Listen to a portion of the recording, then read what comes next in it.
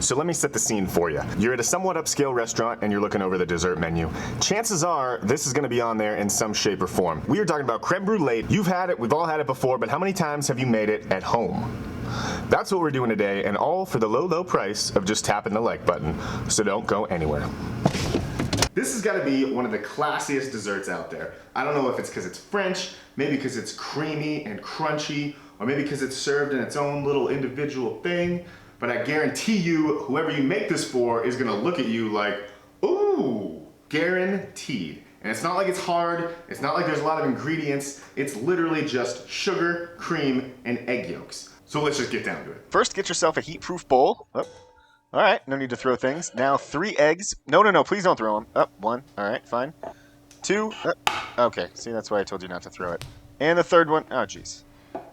Now we're gonna add 2 tablespoons of sugar into the bowl. Separate your eggs, making sure not to get any white in there or shell. 1, 2, 3. Save those egg whites for an omelet in the morning. Go ahead and grab yourself a whisk. And then we're going to whisk these vigorously for about 3 to 5 minutes until they turn a light straw yellow. And we're going to add about a 1/4 teaspoon of vanilla. And in the meantime, we're going to heat some cream over medium heat and also preheat our oven to 325 degrees. Once your cream comes to a boil, go ahead and take it off the heat. Now we're going to very slowly incorporate this hot cream into the egg yolks using your favorite ladle and just a couple tablespoons at a time while whisking. This is going to make sure that we make creme brulee and not scrambled eggs when this goes into the oven. Once you have about half of the cream already incorporated, then you can just go ahead and pour the rest in slowly. Try not to make a huge mess like I did.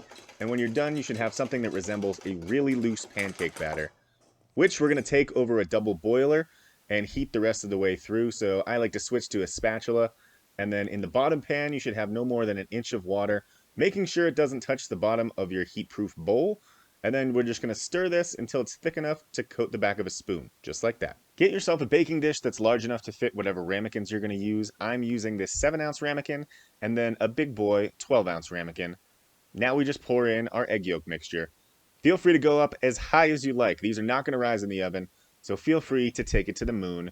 You may notice, though, that there's going to be some air bubbles on top. We want these to be perfectly smooth. So the best way to combat this is light up your torch and just hit them with a little heat. These are going to pop all those bubbles, giving you a nice baby bottom smooth surface. Then just go ahead and add in boiling water about halfway up the ramekins. I realize that you could do this once it's in the oven. It makes it a little easier. So you don't have to be extra careful when moving boiling hot water into the oven like me here. Let those bake on the middle rack of your 325-degree oven for about 30 minutes. And then very, very carefully remove the water bath and your creme brulee from the oven. You can tell when they're done when they're set, but they still have a nice healthy wobble. And then take those out of the hot water so they don't continue to cook. Let your creme brulees chill in the fridge for at least 2 hours. And then when you're ready, add a teaspoon of raw sugar.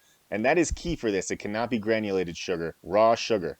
Toss it around to coat every inch, and then break out your friendly torch and go to town. You can also do this under the broiler, but just keep a close eye on it because this burns really quickly. You want to make sure to get even torchitude. There'll be some dark spots, some light spots, but if you keep rotating as you're torching, the overall color should be a nice, deep amber. This is how you know it'll be nice and crunchy. I like to finish it off with a little homemade whipped cream, maybe a blueberry or 2, and enjoy.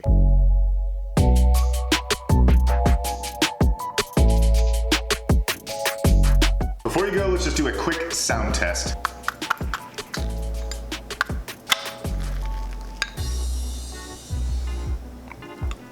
If that's not worthy of you hitting the like button, I don't know what is. I'm Jim with Doesn't Pay Full Price. Thank you so much for joining me, and I'll see you next time.